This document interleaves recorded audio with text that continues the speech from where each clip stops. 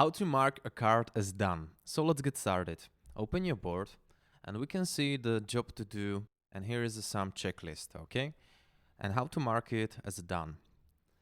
So click on it and simply click on this checklist, and that's it. This is how can you do it. How to create this checklist. So it's simple. I'm gonna delete this for now. You just open your card, click checklist, add checklist, and here we need to add some item. So for example, job number 1, okay? We can also add another job, job number 2. And now we're gonna checklist this one, and we can see it's not already done, this card.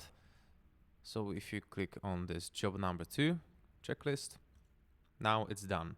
So this is how can you label your card as done. Thank you for watching. If you find this video helpful, please hit the like button or leave a comment. And if you want to see more, subscribe to the channel. See you later.